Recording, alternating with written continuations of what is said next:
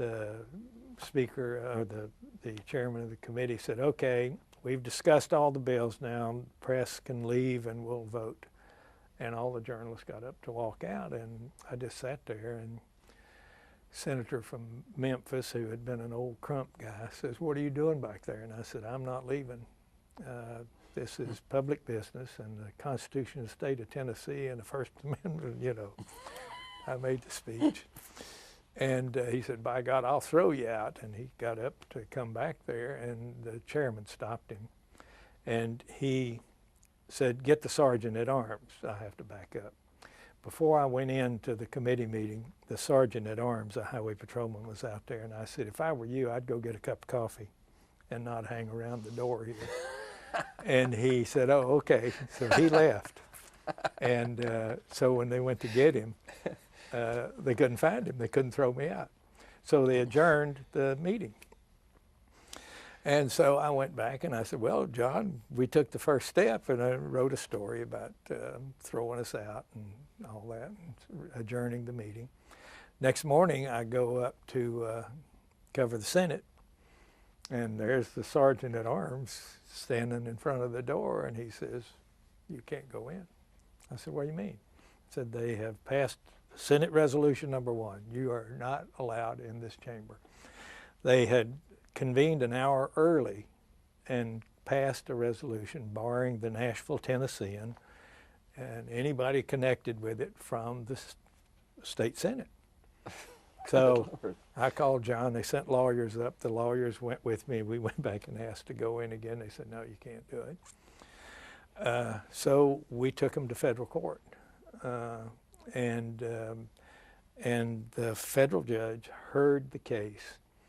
And when they were, the lawyers drew up the document, and they called it Nashville Tennessean versus Jared Maddox, the Speaker of the Senate. And the publisher says, you know, we're probably going to lose this case, and I don't want it to go into the history books as a Nashville Tennessean losing the case. Why don't you just say it's Kovach versus Maddox? And they said, no, okay. So it's Kovach versus Maddox. And then when the judge ruled, he had a choice of ruling under the First or the 14th Equal Protection, and he chose to rule under the First Amendment and strike it down the first time the First Amendment had ever been used to strike down a legislative act. So it was the beginning of what we now call, you know, sunshine. Sunshine law is the first one in the country? No, Florida had had a sunshine law since 1914, but it had never been enforced, codified, used.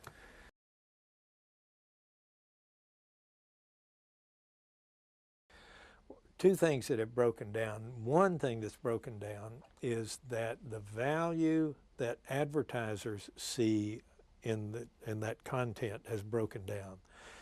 General Motors used to say, we want our ads to appear in the New York Times because we want the credibility of that editorial copy to rub off on our ad. By sitting next to believable, documented information, we gain. That's broken down. They don't need that anymore, they believe. The other thing that's broken down is we present the information pretty much the way we always did and expect people to say, oh yeah, it really is, information really is important. Now the people who care about it and go get it do. But it's a different world now. People now are their own editors and publishers. They, because of all this stuff out there, they can go anywhere and get anything they want. Our job now becomes educative. We can't just present our information. We have to build into the way we present it a process of educating people on what we do, so they begin to verify the information. We don't take anything as journalists at face value. We verify it. How do we do that? We double check it. We talk to 3 other people. We get a document, do this, do all these things. The public, if they're going to consume the information themselves and decide where to go to get that information, they're going to have to start thinking that way too. we have to build that into our journalism.